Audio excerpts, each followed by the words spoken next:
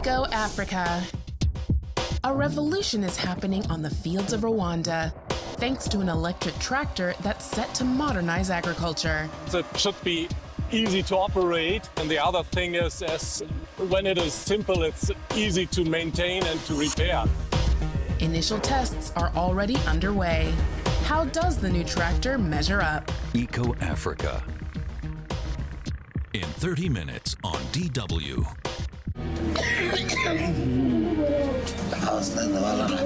I'm tired of coughing.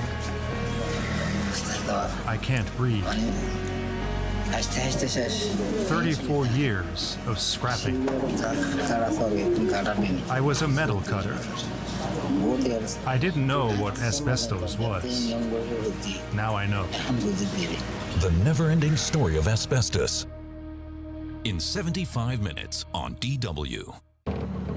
It's all just practice, or is it? At the NATO base in Rukla, Lithuania. 7 months before Russia attacked Ukraine, a film team documents daily life in the town. How are the people of Rukla dealing with the growing tension? How will the war change their world?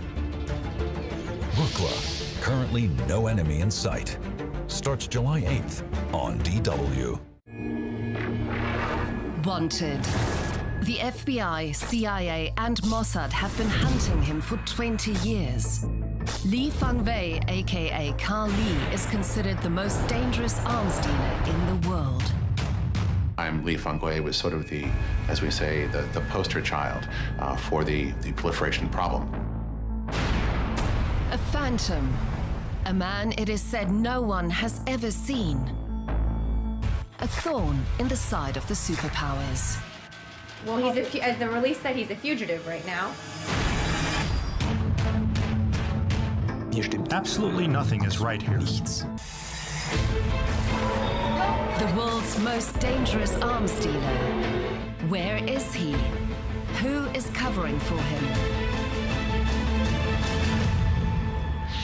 Wanted starts June 29th on DW.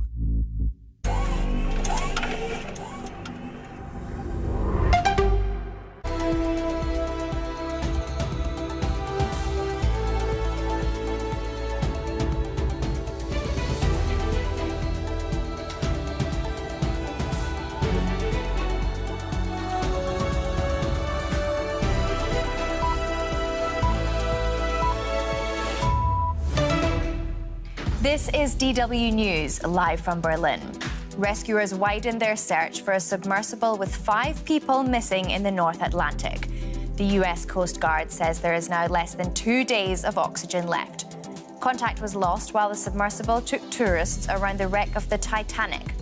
Also on the program, at least 4 Israelis have been shot and killed near a Jewish settlement in the occupied West Bank, a day after Palestinians were killed in an Israeli raid on a refugee camp.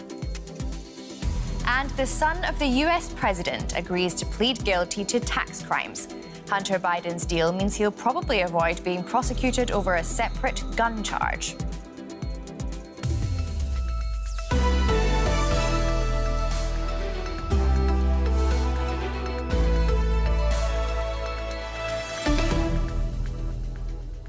I'm Hannah Hummel. Welcome to the program. Rescuers are racing to find a missing submersible with 5 people on board in the North Atlantic. The US Coast Guard said that a few hours ago that the passengers have about 40 hours of oxygen left. It's feared the craft, which was taking tourists to the wreck of the Titanic, could be almost 4 kilometres underwater off the coast of Canada. Aircraft using sonar have been trying to pinpoint its location, and a submarine team is hoping to attempt to rescue. The submersible was carrying 4 tourists and a pilot. The Coast Guard says time is running out for those on board. The dark seabed of the North Atlantic, the watery grave of the ill-fated Titanic. This is what passengers of the Titan sub were hoping to see. After setting off for the expedition on Sunday, the vessel lost contact within hours. Rescuers have searched an area over half the size of Belgium. But time is running out. Our crews are working around the clock to ensure that we are doing everything possible to locate the Titan and the 5 crew members. Yesterday, we stood up a unified command. This is a complex search effort which requires multiple agencies with subject matter expertise and specialized equipment. The sub is thought to have enough oxygen to last until Thursday morning local time. But despite the multi-operational search, experts are far from optimistic it can be found in time. Honestly, it's finding a needle in a haystack. First, when you are above the surface, we can use GPS, we can use radar, we can use radio. There is nothing like that we can use below the sea. The CEO of the tour operator, Stockton Rush, is one of those on board, as well as British explorer Hamish Harding, French Navy diver Paul-Henri Nargeolet, and businessman Shahzada Dawood and his son Suleiman.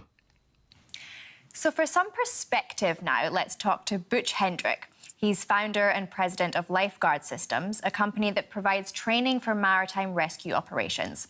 Thanks so much for joining us, Butch. Now, there are US, Canadian, and even French vessels involved in this mission. Who's actually in charge, and what are the biggest challenges?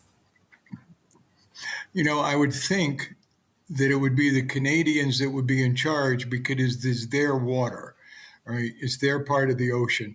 But most likely the Canadians are working very closely with the Americans, the French, and I believe some British.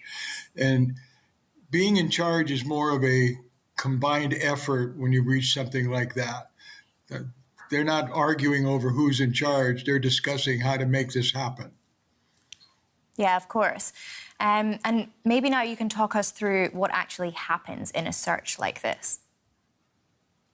Well, first of all, you begin by the concept that when the military comes in, the Coast Guard comes in, they're looking for as much information as they can get. So they would have started looking at the currents and the weather pattern most likely 24 hours before the vessel was ever put in the water. Then they would be backtracking from there to find out what currents were doing, what kind of environmental effects would have had on this submersible.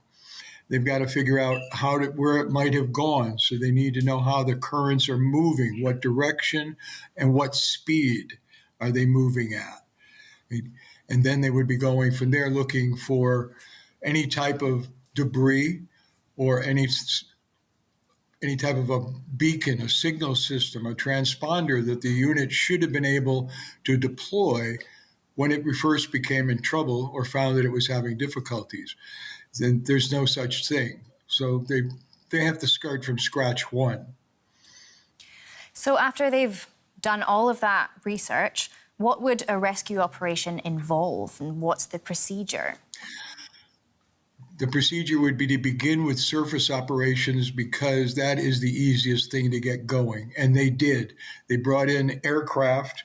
That aircraft was searching within hundreds of square miles for surface objects. Again, the unit itself, the submersible, or debris from it. Those pilots, those programs are trained to be able to find a human being in the water. Keep in mind, if a pilot were going to water, they'll find the pilot. So something as large as 21 foot by 9 foot is a pretty big object for them to find, and they're able to cover hundreds of square miles in a day meticulously. Next thing would be to start looking at, again, the currents. Where could the unit possibly have traveled if it became disabled but did not go to the bottom? And they'd be tracking the currents, they'd be tracking the path, and it could be that it went north 100 miles, west 50 miles, and south 200 miles. They'll figure that out. They have the equipment to do that. And what about the people on board? Is there any way for them to improve their chances of survival? The only thing that those individuals could do, based on the information I have on that submersible, is to relax, breathe very slowly, try to keep the anger, concerns, fear down, and try to conserve the amount of oxygen that they do have. The difficulty with that is going to be, as we've discovered, the 96-hour window was never really tested. It was a mathematical equation. It was never tested to see did it last that long. And the submersible has never been under the water for more than 10 hours before, as to the best of my knowledge. That's Butch Hendrick of Lifeguard Systems. Thanks so much for all of your insights. Thank you. Israel's military says Palestinian gunmen shot and killed 4 Israelis and wounded several others near a Jewish settlement in the West Bank on Tuesday. The assailants were later themselves shot to death. The killings followed a big Israeli raid into a Palestinian refugee camp on Monday, in which 6 Palestinians were killed. Fears are growing that the violence will spiral further. Bodies lying covered. A gas station turned into a crime scene. 2 Palestinians are suspected of carrying out the deadly shooting near the Israeli settlement of Eli. Israel's national security minister called for a dramatic escalation of tactics. The time has come for a military operation in the West Bank, to return to the targeted assassinations from the sky, demolish buildings, put up barriers, expel terrorists, and pass the death penalty law for terrorists.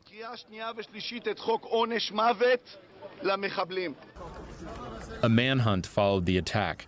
One of the suspects was reportedly shot to death after hailing this taxi, trying to flee. The driver was also injured. The suspect's body was paraded through the streets by an emotional crowd.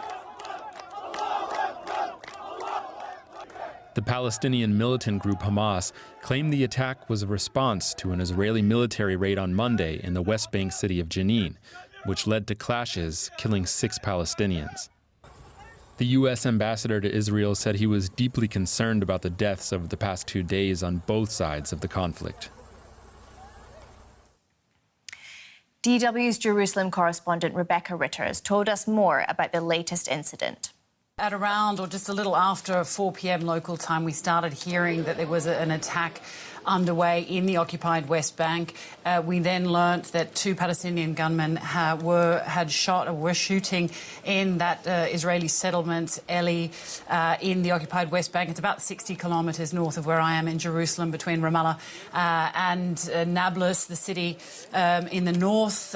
We then learnt from emergency services, they confirmed pretty quickly afterwards that 4 people had been killed in that attack. There were 4 other people that are injured. One's in a serious condition. They've all been taken to hospital. Now, there were 2 gunmen involved in the attack. One was killed at the scene by a bystander, in fact, who was armed and shot at the assailant. The other one managed to escape, and then a chase ensued, and the military did later find him, and he was also killed. Now, they have been identified as Hamas-affiliated. That's the Palestinian militant group Hamas. Hamas haven't directly said that they coordinated this attack, but they have praised the attack, and that has also been confirmed by the Israeli military.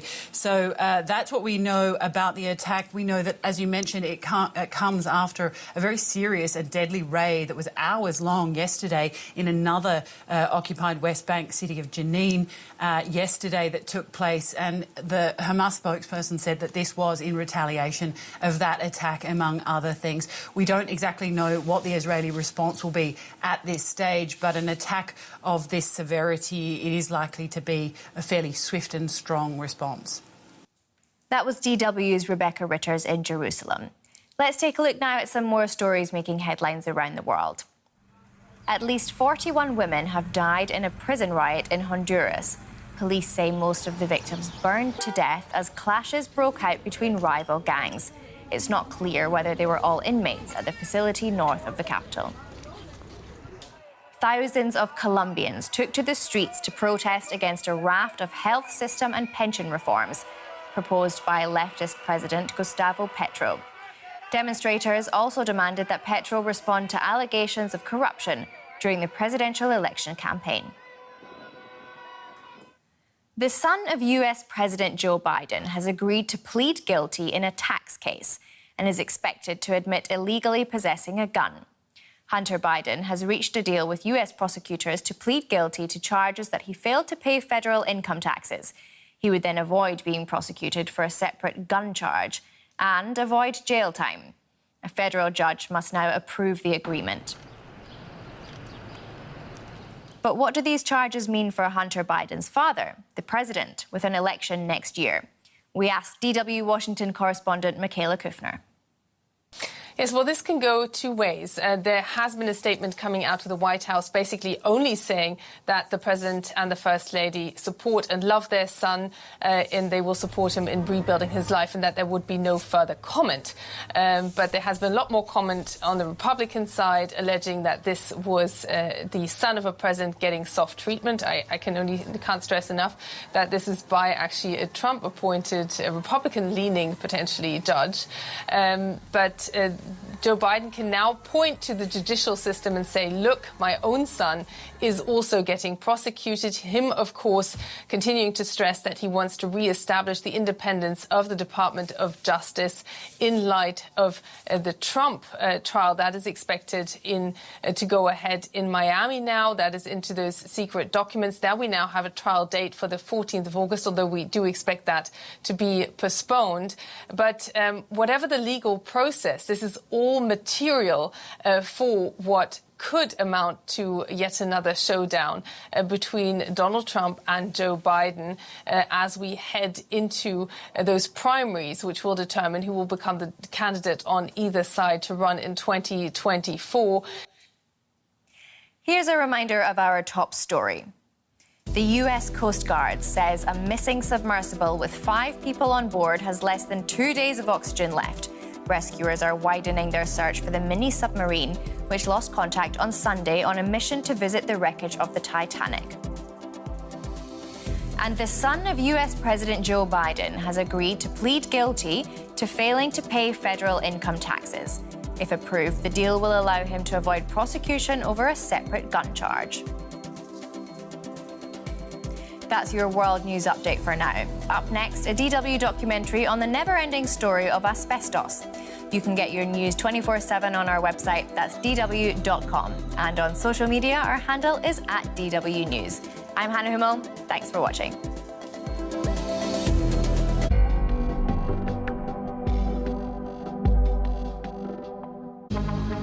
What are sports all about? Winning? Fighting? Scoring? We say they're about never giving up. Sports Life, every weekend on DW. What's up, fellow African millennials and Gen Zers? You belong to the 77% Africans who are younger than 30.